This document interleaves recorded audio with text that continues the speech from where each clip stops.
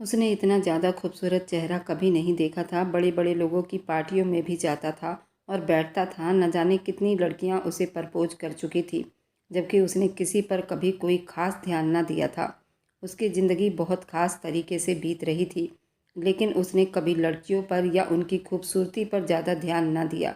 लेकिन ये लड़की उसे शक के झोल में डाल रही थी। उस शाम सीढ़ियों से उतरते हुए नीचे आ रहा था जब उसने मेन गेट के दरवाजे से अंदर आते चौकीदार को देखा और एक पल के लिए उसकी तरफ ध्यान दिया था, जबकि चौकीदार उसके पिता के सामने हाथ बांधकर खड़ा हो गया। साहब जी, एक छोटी सी बात है आपसे, उसने कह दिया और उसका पूरा जिस्म एकदम से जम सा गया था। न जाने क्यों अब वो चौकीदार के समस्याओं में दिलचस्पी लेने लगा था। शायद ये समस्या थी या अपनी चाहत के आसपास रहने वाले लोग उसे भाने लगे थे। जब आप किसी से प्यार करने लग जाओ तो उनके पास रहने वाले लोग भी अच्छे लगने लग जाते हैं, और उसके साथ भी ऐसा ही हो रहा था। हरिंदर ने उससे समस्या पूछी तो वो बहुत बारीकी से बताने लगा। सर जी, जिस घर में मैं रहता हूँ उसकी छत बहुत ख़राब हो चुकी है। एक ही कमरा है और उसकी छत भी बारिश में बहुत टपक रही है। ऐसा लगता है वह गिर जाएगा। अभी मैं अपना घर नया नहीं बना सकता। मेरे ज़मीन में कुछ अड़चन पड़ रही है, उसे बेचकर मैं अपनी बेटी का रिश्ता करूंगा। और मेरी पत्नी अक्सर बीमार रहती है। मुझे यहाँ से जाते जाते बहुत देर हो जाती है। मेरे पास साइकिल भी नहीं है कि घर जल्दी पहुँच सकूँ। लेकिन अब बूढ़ा हो गया हूँ। पूरे महीने की तनख्वाह तो मेरी पत्नी की दवाइयों में लग जाती है। एक बेटी है, उसको भी पढ़ा रहा हूँ। घर के खर्चे और आखिरी शब्द कहकर वह जीने पर खड़ा रह गया। हरिंदर ने समझा था शायद वह तनख्वाह बढ़ाने की बात कर रहा है। हरिंदर साहब कहने लगे, मैं पहले ही सारे नौकरों को कुछ ज़्यादा ही तनख्वाह दे रहा हूँ, तुम्हें भी दे दूँगा। चौकीदार ने जल्दी हाथ हिलाते हुए सरनामे हिला दिया। नहीं नहीं सर जी, मैं तनख्वाह बढ़ाने की बात नहीं कर रहा हूँ। मैं चाहता हूँ कि अगर आप वह बात करते हुए बहुत ही ज़्यादा शर्म महसूस कर रहा था।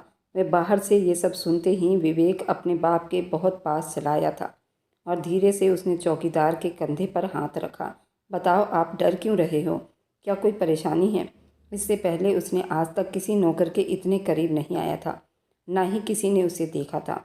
उसके नज़रों में अजीब सी शक उतर आई थी, लेकिन वह चौकीदार की तरफ ध्यान दिया था, जो और ज़्यादा शर्मिंदगी से अपना सर झुका गया था। सर जी, मैं चाहता हूँ कि आपकी परमिशन से मैं अपनी फैमिली आपके सर्वेंट क्वार्टर में शिफ्ट कर दूँ, तो मेरी कई समस्याएं हल हो जाएगी। मैंने कल ही सुना है कि यहाँ के पुराने माली आपके दूसरे फार्म हाउस में जा रहे हैं और उनका कमरा खाली हो जाएगा, तो मैं वहाँ रह सकता हूँ।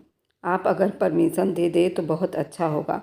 उसने बात को अधूरा छोड़कर हरिंदर के चेहरे की तरफ एक बार देखा था और अगले ही पल, उससे पहले कि हरिंदर कुछ कहता, वह खुद ही बोल पड़ा। अगर यहाँ से माली की फैमिली जा रही है तो फिर कोई समस्या ही नहीं है, आप यहाँ आ सकते हो। वैसे भी आपकी फैमिली इतनी बड़ी तो नहीं होगी। हरिंदर साहब तो बिल्कुल हैरानी में पड़ गए थे और आश्चर्य से अपने बेटे को देखते रह गए थे। क्या वह इतना घमंडी आदमी था जो नौकरों से बात करना जरूरी नहीं समझता था, और कहाँ अब चौकीदार पर बड़ा तरस दिखा रहा था, और वह शायद अब वो अपने पिता की नज़रों में सवाल को पड़ चुका था। तुम जाओ चौकीदार, और अपनी फैमिली को लेकर सर्वेंट क्वार्टर में आ जाओ। मेरे बेटे ने कह दिया है तो मेरी तरफ से परमिशन समझो। हरिंदर साहब ने उसे भेज दिया था और अब कड़ी नज़रों से अपने बेटे के चेहरे को देखते रह गए। वह बेमकसद ही अपना पैर इधर से उधर बदलते रह गया था। पापा, चौकीदार थोड़ा सा बीमार आदमी है, वैसे भी आपका काफ़ी पुराना नौकर भी है, इतना तो अधिकार बनता ही है। उसने बात को संभाल लिया था और हरिंदर साहब ने बड़ी चाहत की नज़रों से उसे देखते हुए सर हाँ में हिला दिया। ठीक कहते हो बेटा, ये चौकीदार कई सालों से हमारे यहाँ काम कर रहा है, इसलिए भी मैं चाहता हूँ ये हमारे साथ रहे। वैसे भी बड़ा शरीफ इंसान लगता है, लेकिन तुम्हारी माँ को पता चलेगा तो वो बहुत ज़्यादा गुस्सा हो जाएगी। उन्हें लता देवी का डर सता रहा था। पापा, बिल्कुल फ़िक्र मत करो, वे कुछ नहीं कहेंगी। वह न जाने क्यों दिल ही दिल में बहुत खुश हो रहा था। न जाने क्यों एक सुकून सा उसके दिल में उतर रहा था। जबकि दूसरी तरफ वो लड़की, जिसके घर में पिता ने शाम को जाकर अच्छी खबर दी थी कि हमें अगले 2 दिनों में ही बड़ी हवेली के सर्वेंट क्वार्टर में पहुंचना है, ये बात सुनते ही ममता खुशी से उछल पड़ी थी। सरिता देवी ने उसे बाजू से पकड़कर नीचे बिठा दिया था। बेवकूफ़ लड़की, इसमें खुश होने वाली कौन सी बात है? तुम तो ऐसे समझ रही हो जैसे साहब ने सारी हवेली तुम्हारे नाम कर दी हो। कोई बात नहीं माँ, मैं वहाँ रहूँगी, कभी कभी आपके साथ अंदर जाकर देख भी लूँगी। इतनी बड़ी हवेली है, मेरे सपनों से भी बड़ी है। उसने हाथ फैलाकर उन्हें बताया था और अगले ही पल एक मंजर बिल्कुल उसके सामने उसके दिमाग में आ गया था। उसने बुरी तरह से सर झटक दिया। नहीं नहीं, हवेली के अंदर नहीं जाऊंगी, बस बाहर से ही देखकर खुश हो जाऊंगी। और वह उस पार्टी के रात भी अपने पापा के साथ अच्छी खासी जिद लगाकर बैठी थी, जबकि चौकीदार नहीं चाहता था वह उस हवेली में जाए, क्योंकि उसकी पत्नी सरिता देवी आज तक हवेली नहीं गई थी और न वह कभी सरिता देवी को हवेली लेकर गया था। लेकिन उसने तो रात भर रट लगा कर रखा था, पापा मुझे एक बार जाने दो, मुझे हवेली को अंदर से देखना है। वैसे भी वे लोग पार्टी में बिजी होंगे, तो मैं हवेली को अंदर से देख लूँगी और बड़ी मैडम जी से कुछ किताबें मांग लूँगी। वे लोग इतने बड़े लोग हैं और छोटे साहब भी इतने पढ़े लिखे हैं, तो बड़ी मैडम के पास किताबों का ढेर होगा। बड़ी मुश्किल से उसकी 19 साल की उम्र थी। 12वीं करने के बाद उसके पापा उसकी ग्रेजुएशन प्राइवेट से ही करवा रहे थे, क्योंकि उनकी बेटी को पढ़ने का बहुत ही भूत सवार था और उन्हें अपनी बेटी से बहुत मोहब्बत थी। उस दिन वे हवेली में आई थी, फिर आसपास वह सबकी नज़रों से बच बचाकर हवेली के अंदर चली गई थी। जब घूम फिर कर उसने सारी हवेली का जायज़ा लिया था, हर एक चीज़ को हाथ लगाकर देख रही थी। अपनी आंखों को फैलाकर उसने हवेली के हर चीज़ को सराहा था। उसे बचपन से बहुत शौक़ था बड़ी बड़ी हवेलियों को देखने का, बड़े बड़े राजकुमारों के सपनों में रहने का, और वह नहीं जानती थी आज वह एक राजकुमार के दिल में अपनी जगह बनाकर आएगी। ये उसकी बहादुरी थी। जब वह विवेक के कमरे में गई और उसके कमरे को बड़ी बारीकी से देखने लगी और उसके स्टडी रूम के तरफ चली गई, जहाँ किताबों का एक ढेर उसको मिला था, और वह ये सब देखकर उसकी आंखें फटी की फटी रह गई थी। और वहाँ उसका टकराव विवेक से हुआ था। उसने कुछ भी महसूस नहीं किया था, बस डर के अलावा उसके शानदार पर्सनैलिटी देखकर वह हैरान रह गई थी और उसी का डर उस पर सवार हुआ था। लेकिन वह नहीं जानती थी वह किसी के ज़िंदगी में सवार हो चुकी है। अगर उसे इस बात का अंदाज़ा हो जाता तो शायद वह दोबारा हवेली की तरफ जाने का ना सोचती। चौकीदार अपने फैमिली को लेकर अगली शाम ही हवेली चला आया था, लेकिन उसने अपनी फैमिली को खास समझाया था कि उसकी पत्नी और बेटी को हवेली के अंदर जाने की परमिशन नहीं है। वो यहाँ सिर्फ नौकरी करते हैं, वह भी चौकीदारी की, इसलिए अपने कमरे के अलावा वह हवेली के अंदर कदम ना रखे। सरिता देवी शुगर की पेशेंट थी और ममता के अलावा उनकी कोई औलाद भी नहीं हुई थी। लेकिन ममता जैसी खूबसूरत चंचल लड़की उनकी ज़िंदगी का सहारा थी। उनके बाद फिर उन्हें औलाद की कभी चाहत भी नहीं हुई थी। भगवान ने उन्हें इतनी प्यारी सी लक्ष्मी दी थी और उनकी ज़िंदगी पूरी हो गई थी। विवेक को अब मालूम हो चुका था कि चौकीदार अपनी फैमिली के साथ यहाँ आ चुका है, लेकिन उसमें इतनी हिम्मत नहीं थी कि खुद जाकर वहाँ उसको देखे, अपनी आंखों को थोड़ा तसल्ली दे, या फिर उसने खुद पर कड़े पहरे बिठा रखे थे। उसने अपने जज्बात पर लगाम लगाए थे कि वह किसी के दबाव में नहीं आ सकता।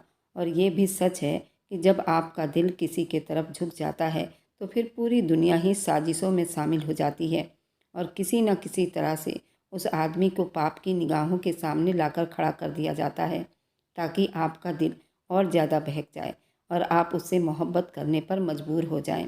उस दिन भी वह अपने कमरे की बालकनी में खड़ा होकर आंगन का जायज़ा ले रहा था और गार्डनिंग का उसका बड़ा शौक़ था। उन्होंने उसके लिए माली भी रखा हुआ था, लेकिन माली के अचानक नौकरी छोड़कर चले जाने से उन्हें कुछ मायूसी हो गई थी। उसे लगता था कि शायद फूल मुरझा जाएंगे, इसीलिए वे रोज़ वह अपने फूल पौधों की कटाई छटाई और उसके देखभाल में लगा रहता, क्योंकि हाल फिलहाल में उसको देखने के लिए कोई नहीं था और वह ये काम खुद ही करना चाहता था।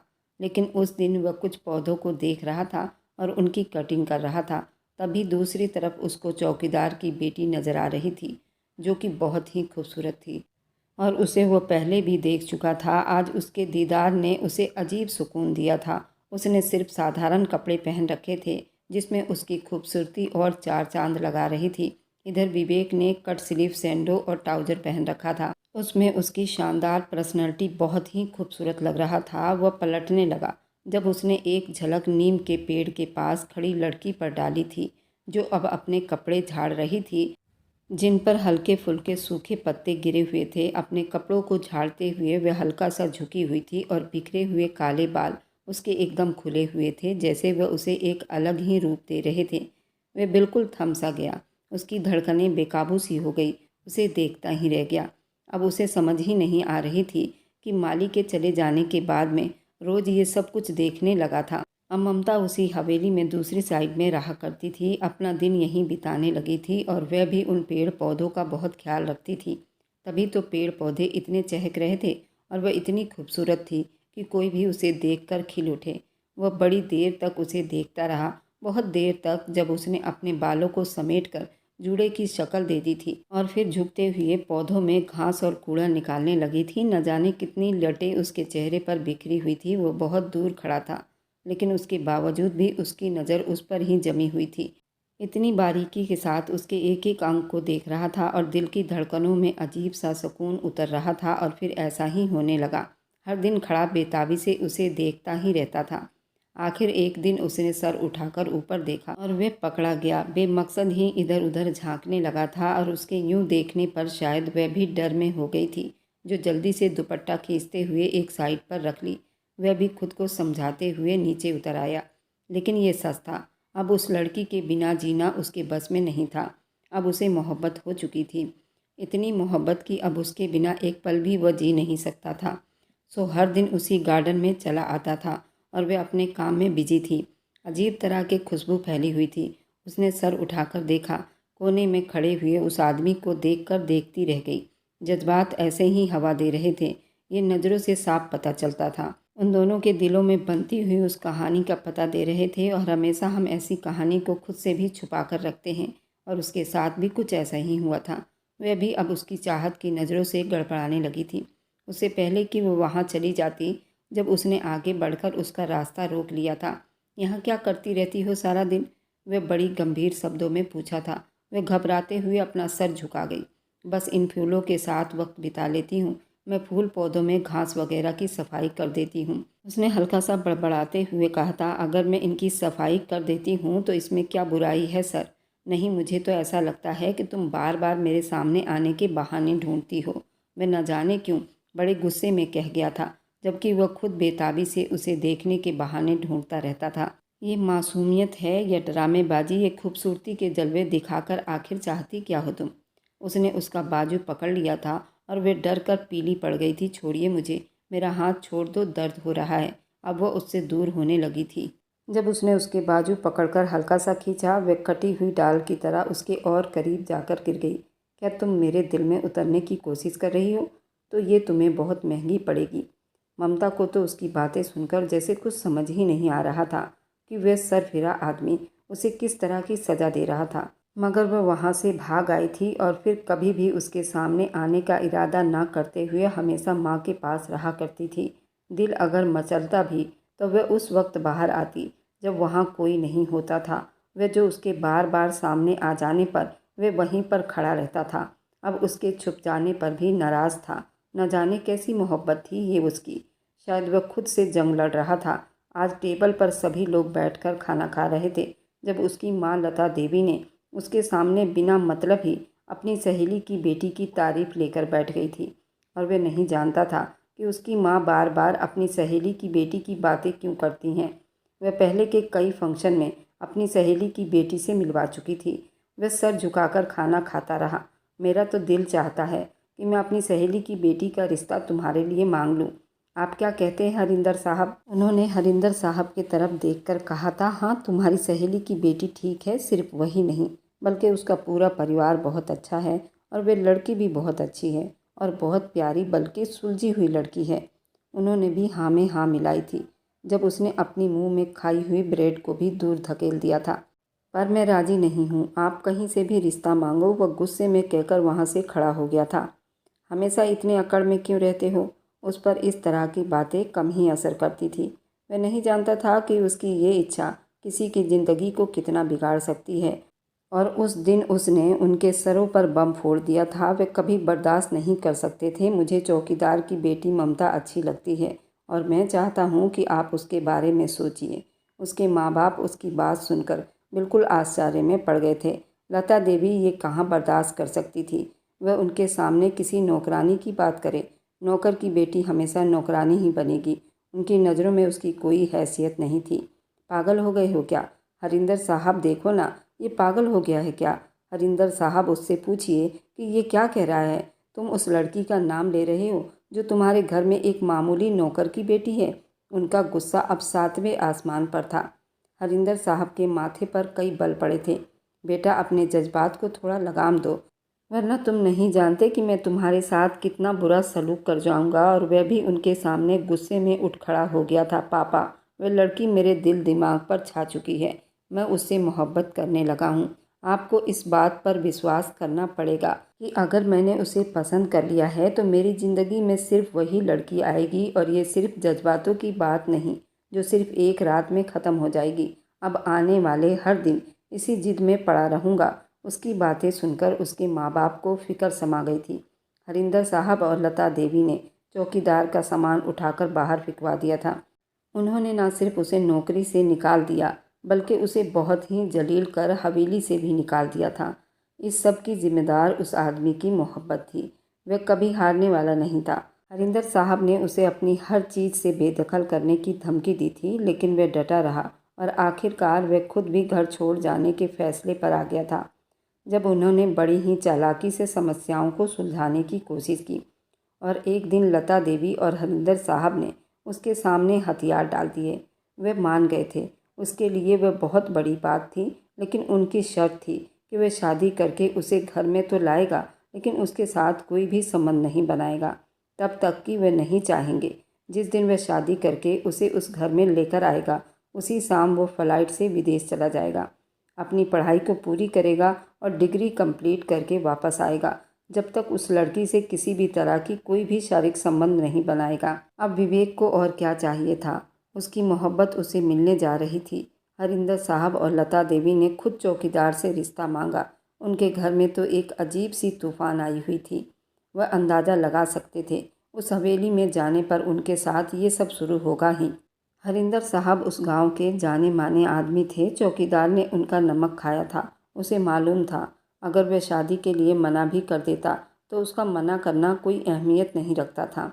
आखिरकार उस शाम अगले 10 दिन के अंदर अंदर की डेट फिक्स हो गई और उस 10 दिनों में उसके विदेश जाने की पूरी तैयारी हो गई। शादी का जोड़ा सिलवाने के लिए वह खुद उसे लेकर गया था। पूरा रास्ता उसे बेताबी से अपनी मोहब्बत का इजहार करता रहा। वह तो मासूम सी थी, जैसे वह अजीब सी हालत में हो चुकी हो। उसे मालूम था उसके पापा के दिमाग में कौन से डर समाये हैं। विवेक ने नरमी से उसके हाथों को थाम लिया। उसकी आंखों से सिर्फ मोहब्बत झलक रही थी। मैं तुमसे मोहब्बत करता हूँ। इतनी मोहब्बत की सारी ज़िंदगी तुम्हें मोहब्बत के लिए तरसने नहीं दूंगा। वह धड़कते हुए दिल से उस शानदार आदमी को देखती रह गई थी। कहाँ उसने सोचा था कि उसकी ज़िंदगी इतनी जल्दी बदल जाएगी। वह आदमी जिस पर हजारों लड़कियां फिदा थी, उसके सामने मर मिटने को तैयार बैठा था। गांव की सभी लड़कियां उस पर अपनी जान निछावर करती थी और इन बातों ने उसके जज्बात में न जाने कितनी गुदगुदी मचा दी थी। विवेक ने गाड़ी में उसके हाथ पकड़े थे, उससे अपनी मोहब्बत का इजहार किया था। वह डरकर अपना हाथ छुड़वाना चाह रही थी, लेकिन ना छुड़वा पाई थी। शर्म से उसके गाल लाल पिंक हो चुके थे। वह तो कब से ऐसे राजकुमार के सपने देखती आई थी और आज ये सपना हकीकत होने जा रहा था। वह तो न जाने किन हवाओं में उड़ रही थी। विवेक ने अपने माँ बाप से कहा था मैं उससे कोई संबंध नहीं रखूँगा, लेकिन गाड़ी में भूल गया था और ममता को यकीन दिलाना भी ज़रूरी था। विवेक ने गाड़ी साइड में लगाई। ममता, तुम्हें पता है कि मेरे माँ बाप ने मुझ पर शर्त रखा है कि मैं तुम्हारे करीब नहीं आऊँगा, लेकिन आज मैं साबित कर दूँगा और ये दिखाकर रहूँगा कि मैं तुमसे कितनी मोहब्बत करता हूँ। तुम्हें मोहब्बत का एहसास ज़रूर दिलाऊँगा ताकि तुम मुझे कभी भूल ही ना पाओ। सिर्फ तुम्हारे होठों पर मेरा ही नाम रहे। ये जुदाई थोड़ी लंबी हो सकती है, लेकिन मैं तुम्हें कभी नहीं भूल सकता। सब ममता के होठों के बिल्कुल करीब जाकर कह रहा था। ममता तो बिल्कुल बुत बने खड़ी थी। जब कुछ न बोल सकी थी, उसने तुरंत गाड़ी की सीट पीछे करते ममता को नीचे लिटा चुका था। धीरे धीरे उसके होठों को चूमने लगा था। ममता तो शर्म से लाल हुई थी। उसकी मोहब्बत को पाकर एक अलग ही एहसास हो रहा था। विवेक तुरंत उसके सूट के बैक जिप को खोल चुका था। उसका सूट नीचे करते उसके ब्यूटी बॉल से खेल रहा था। ममता तो बिल्कुल बेकाबू हुई थी। वह बहुत ज़ोर ज़ोर से कांप रही थी। बार बार विवेक का हाथ हटाने की कोशिश करती। विवेक उसको कहता, ममता आंखें खोलो, ये आंखें बंद करने का टाइम नहीं है। मैं तुमसे पूरे 5 साल के लिए जुदा हो रहा हूँ। आज का दिन एक यादगार दिन बनाकर जाऊँगा जिसे तुम कभी भूल नहीं पाओगी। विवेक धीरे धीरे उसके बेली बटन पर आया था और उसके डोरियों को सरकाता हुआ उसको बिल्कुल अपने काबू में कर गया था। ममता की एक चीख तेज हुई थी, लेकिन ममता उसके मोहब्बत को पाकर बिल्कुल सुहागन हो गई थी। ममता भी तो यही चाहती थी। वे दोनों गाड़ी में एक दूसरे को सुकून पहुंचा रहे थे और उसके बाद वह शॉपिंग करके घर लौटे थे और आज ही उनकी शादी होनी थी और शादी के बाद वह उससे ना मिलता। इसलिए ममता को अपनी मोहब्बत के रंग में रंग देना चाहता था। ममता भी उसे पाकर पूरी सुहागन हो गई थी। उस दिन वे शादी का जोड़ा पहनकर वे किसी परी से कम नहीं लग रही थी और उसी दिन उसे चौकीदार की बेटी से विवेक की पत्नी बना दिया गया था। विवेक की खुशी 4 गुना ज़्यादा हो गई थी। वह अपनी मोहब्बत को देखकर सारा गुस्सा बिल्कुल झाग की तरह बैठ गया था, चाहे कोई राजी था या नहीं। लेकिन विवेक बेहद खुश था। वह उसकी विदाई करवाकर अपने घर ले आया था, लेकिन मुलाकात की परमिशन बहुत लंबी दे दी गई थी। उसे अपनी शर्त पर पूरा उतरना था। वह अपने कमरे में आया। वह उसके इंतज़ार में बैठी थी, पर इन आँखों को तो उसने और ज़्यादा इंतज़ार करवाना था। उसने नरमी से उसे खुद में समेट लिया। उसके होठों पर बेकरारी से झुकते हुए उसने उसे विश्वास दिलवाया था कि वह बहुत जल्द लौट आएगा। वह गुमसुम सी उसकी आंखों में बस देखती रह गई थी। ये इंतज़ार कुछ वक्त का इंतज़ार नहीं था, ये इंतज़ार बहुत लंबा होने वाला था। वह विदेश जा चुका था और 5 सालों में ऐसा कोई दिन नहीं था उस पर जुल्म नहीं किया गया था। इस घर में ममता के घर वालों को ममता से मिलने की परमिशन नहीं दी गई थी। सिर्फ वह एक नौकरानी बनकर रह गई थी। हर शाम सुलगती हुई बातें, हर दिन की शुरुआत, जबकि दूसरी तरफ वह हमेशा उसकी याद में पड़ा रहा। उसे हमेशा यही बताया गया कि वह खुश है, आराम से है। अपनी डिग्री कंप्लीट करने के साथ साथ वह विदेश में अपनी कंपनी भी खड़ा कर चुका था। उसके माँ बाप को अलग से खर्च भेजता था। वह नहीं चाहता था कि वह उसके ज़िंदगी में रहते हुए उसे किसी भी चीज़ की कमी हो, और आज उसने जिस हालत में उसे देखा था उसके पास पछताने के अलावा कुछ नहीं था। उस दिन उसे अपने साथ अपने माँ बाप के घर ले गया था। उसके माँ बाप उसे मिलने के लिए बेताब थे और वे 5 साल के बाद उनसे मिल रही थी। उसने रोते हुए उस लड़की को अपनी आंखों से देखा था। काश उसे अपनी ज़िंदगी में ना ही लाता तो अच्छा रहता। उसे इतना सब कुछ नहीं सहना पड़ता। हरिंदर साहब और लता देवी बिल्कुल चुप थे, जबकि वह भी पूरा चुप था। लेकिन वे नहीं जानते थे ये तूफान से पहले की चुप्पी है। उसने अपनी ज़िंदगी के बारे में बहुत अच्छा फैसला किया था। अब वो बिल्कुल भी अपनी मोहब्बत को उनके जुल्म के लिए नहीं छोड़ने वाला था।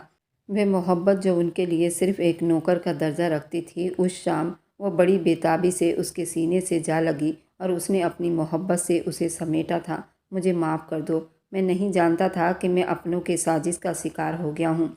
उसकी आंखें बड़ी बड़ी थी, लेकिन आंखों में आंसू देखकर उसका दिल दुख गया था। वह बस उसे निहारता रहा, उसे शर्मिंदगी नज़रों से बस देखता रह गया। आपने मोहब्बत की थी और आज आपने अपनी मोहब्बत को पा लिया है, तो आपने ये सब स्वीकार किया। आपने अपनी मोहब्बत को जीत लिया और मैं आपके हिस्से में आ गई थी साहब जी। लेकिन मैंने आपसे मोहब्बत की, आपके नाम से मोहब्बत की, और फिर देखिए ना, मेरी मोहब्बत को इंतज़ार की सूली पर लटका दिया गया था। ये आसान था, लेकिन हर दिन अपनी इज्जत को मारना आसान नहीं था। बुरी तरह से रो पड़ी थी। विवेक ने झुकते हुए उसकी आंखों पर बारी बारी अपने होंठ रखते हुए, वह खुद भी बेकरार था। उस वक्त वह दोनों जिस परेशानी से गुजर रहे थे उनका दिल ही जानता था। वह नरमी से उसके जख्मों पर अपने होठों के मरहम लगाता चला गया और वह उसके मोहब्बत में बिल्कुल बहकती चली जा रही थी। उसे अपनी मोहब्बत के आगोश में छुपाए उसे एहसास दिला रहा था। वह एक पल के लिए भी उसकी मोहब्बत से दूर नहीं जाता था। उसने उसे यहाँ छोड़कर बहुत बड़ी गलती की थी और अपनी गलती की भरपाई करने के लिए तैयार बैठा था। अब वापस आ चुका था। अब हर गुजरते दिन के साथ वह सिर्फ मोहब्बत के नाम पर जीता था। विवेक की बढ़ती हुई मोहब्बत पर उसकी पलकें कांपने लगी थी, चेहरे पर गुलाल छाने लगा था। उसने सख्ती से उसके शर्ट दबोच लिए थे। उसे देखने लगी, जबकि विवेक ने नरमी से उसके होठों को अपनी होठों की लपेट में लिया। वह उसके होठों पर अपनी मोहब्बत का निछावर कर रहा था। उसकी मोहब्बत में वह पागल हुए जा रही थी। उसे कमर से थाम कर अपनी मोहब्बत से उसे करीब करते उस रात अपनी मोहब्बत से पैमाल कर दिया था। विवेक ने उसे खुद में समेट लिया था। उस रात वह पूरी हो गई थी। वह करीब 10 दिनों तक उस हवेली में रहा और 10 दिनों के बाद लता देवी ने हर मुमकिन कोशिश की थी। कोई भी पल हाथ से जाने ना दिया, लेकिन वह चाहता था कि अब उसके साथ कोई भी कोताही ना करे। हमेशा उसके साथ खड़ा रहे, उसका रखवाला बनकर। अब वह चाहता था कि मेरी पत्नी खुद अपने लिए आवाज़ उठाए। उस दिन भी वह किचन में अपने और विवेक के लिए चाय बना रही थी जब लता देवी किचन में दाखिल हुई और उसे बाजू से खींचते हुए अपने सामने खड़ा कर दिया और उस पर चिल्ला पड़ी, समझ क्या रखा है तुमने खुद को? यहाँ की मालकिन बन बैठी हो। तुम्हें मेरे बेटे की मोहब्बत नसीब हो गई है। तुम आए दिन इस घर में अपनी सल्तनत कायम करने के सपने देख रही हो। सीढ़ियों से उतरकर किचन में आता हुआ विवेक वहीं दरवाजे पर रुक गया। उसने लता देवी की आंखों में देखते हुए अपना बाजू छुड़वाया था और लता देवी के लिए 5 सालों में ये पहली बार था जब वह उनकी आंखों में देख रही थी। तुम्हारी इतनी हिम्मत, तुम मेरी आंखों में आंखें डालकर बात करो। ज़्यादा आसमान में मत उड़ो। वह उस पर चीखते हुए, उस पर वार करते हुए बोली और ज़्यादा उसके करीब आई जब उसने नरमी से उसके कंधे पर हाथ रखकर उन्हें खुद से दूर किया। आप गलतफहमी का शिकार हैं। ये घर जितना आपका है उतना ही मेरा है, क्योंकि ये मेरे पति का घर है। ये पहली बार था जब उसने किसी चीज़ पर अपना अधिकार जमाया था। जब औरत के साथ उसका मर्द खड़ा हो जाता है तो वह किसी भी बहादुर मर्द से ज़्यादा बहादुर हो जाती है और उसके साथ वह खड़ा आदमी उस पर जान लुटाता था। ज़रूरी नहीं कि मर्द को खुद ही मैदान में उतरना पड़े। अगर वह अधिकार के साथ खड़ा हो जाए तो अपने घर में उठने वाली हर तूफान को समेट सकता है। लता देवी ने थप्पड़ लगाने के लिए अपना हाथ हवा में तेज किया था। उसने वहीं पर सख्ती से उनके हाथों को थाम लिया था। अगली बार मुझ पर हाथ उठाने से पहले 100 बार सोचना। आप मेरे लिए मेरी माँ समान हैं। आपकी इज्जत करना मेरा कर्तव्य है, क्योंकि आप मेरे पति परमेश्वर की माँ हैं। लेकिन अगर मेरी इज्जत आप नहीं कर पाई तो ये भूल जाऊंगी, क्योंकि जितनी अपनी बेइज्जती करवानी थी करवा ली, और अब नहीं। लता देवी वहीं बिल्कुल सुन खड़ी रह गई थी। उनके कदमों तले से ज़मीन खिसक गई थी। वह लड़की कैसे उनके सामने अपना जुबान चला रही थी। तुम जानती भी नहीं हो कि विवेक से तुम्हें कितना जलील करवा दूंगी। वह धमकी देते हुए पलटी थी जब दरवाजे पर खड़ा उसे देखकर दहकती रह गई थी। तुम अपनी पत्नी की बातें देख रहे हो। 5 साल में जिस तरह उसके साथ बिताए हैं सिर्फ मैं ही जानती हूँ। उनका सब बहुत तीखा था। वे और तेज़ आवाज़ में बोली। हरिंदर साहब भी कमरे से बाहर निकल आए। जानता हूँ उन 5 सालों में क्या कुछ होता रहा। सब अच्छी तरह से जानता हूँ, और फ़र्क सिर्फ इतना है कि मैंने बहुत देर से जाना। हरिंदर साहब अपने बेटे के चेहरे को देखते ही रह गए। इसलिए मैंने फैसला किया है कि मैं अपनी पत्नी को अपने साथ लेकर जा रहा हूँ, क्योंकि उसका रिश्ता मेरे साथ है और ये मेरे साथ ही रहेगी। और ये उन दोनों के लिए एक बहुत बड़ा झटका था। तुम कहाँ जाने का इरादा कर रहे हो? हरिंदर साहब ने हैरानी से पूछा। वापस विदेश जा रहा हूँ, वहीं रहूँगा जब तक मेरी पत्नी को और मुझे तसल्ली नहीं हो जाता अपने रिश्ते की। उसने आप लोगों की बहुत बुराई बर्दाश्त कर ली। अब मुझ में इतनी हिम्मत नहीं कि यहाँ रहकर किसी भी तरह की बुराई देखूं। मैंने शादी की है और मेरी वजह से आप लोगों को कोई तकलीफ़ नहीं होनी चाहिए। बहुत अच्छा बेटा, लगता है इसने रात भर तुम्हारे कान भरे हैं। लता देवी एक बार फिर से उसके तरफ बढ़ने लगी थी जब उसने नरमी से अपनी माँ को थाम लिया। आप गलत सोच रहे हैं। ये मेरा अपना फैसला है और शायद ये फैसला मुझे बहुत पहले ही कर लेना चाहिए था। आपके लिए ये लड़की हवेली में काम करती रही, एक नौकरानी की बेटी हो सकती है, लेकिन मेरे लिए ये लड़की मेरी मोहब्बत है। जबकि आपके लिए भी या आपके बेटे की मोहब्बत है, उसकी पत्नी है। लेकिन मुझे अफसोस है, आप अपने दिल को कभी नहीं बदल पाएंगे। उसका हाथ थाम कर उसे अपने कमरे में ले गया और वे बस एक दूसरे को देखते रह गए। वह उसके दिल का फैसला था और ये इस वक्त सबसे ज़रूरी फैसला था। उसे लेकर अपने साथ चला आया जहाँ उन्होंने एक नई ज़िंदगी की शुरुआत की थी। एक ऐसी ज़िंदगी की शुरुआत जहाँ पर परेशानी नहीं थी, जहाँ हर दिन उसके मोहब्बत से गुजरने वाला था। हर शाम उस पर अपना मोहब्बत लुटाता था, क्योंकि एक बहुत ही लंबा दिन उसने उसको जुदाई में बिताया था। ये सब कुछ डिजर्व करती थी। आप लोग भी अपने रिश्ते पर ध्यान दें, उन्हें जीते जी अपनी अहमियत का एहसास दिलाएं, उनकी अहमियत को महत्व दें, क्योंकि मरने के बाद अगर आप किसी को अहमियत देते हैं तो वह सिर्फ उसकी आत्मा को शांति करेगा। वह वापस लौटकर दुनिया में नहीं आएगा। तो जीते जी अपने प्यारों से मोहब्बत करो। और मेरी वीडियो जहाँ से भी आप लोग देखते हैं, कमेंट में अपने शहर और राज्य का नाम ज़रूर बताएं। मुझे आप लोगों के कमेंट पढ़ने में बहुत आनंद आता है और उन सभी का मैं बहुत बहुत धन्यवाद करना चाहती हूँ जो लोग मेरी वीडियो को देखते हैं, लाइक करते हैं, शेयर करते हैं। अगर आपको आज की कहानी पसंद आई है तो वीडियो को ज़रूर लाइक कीजिएगा और अपने दोस्तों के साथ शेयर भी कीजिएगा। और हाँ, अगर आपने अभी तक हमारे चैनल को सब्सक्राइब नहीं किया है तो ज़रूर सब्सक्राइब कर लें। मिलते हैं हम अपनी कल की एक नई दिलचस्प कहानी के साथ। मुझ पर सदा अपना प्यार और स्नेह बनाए रखें। सभी को मेरा प्यार भरा नमस्कार दोस्तों। खुश रहें, स्वस्थ रहें।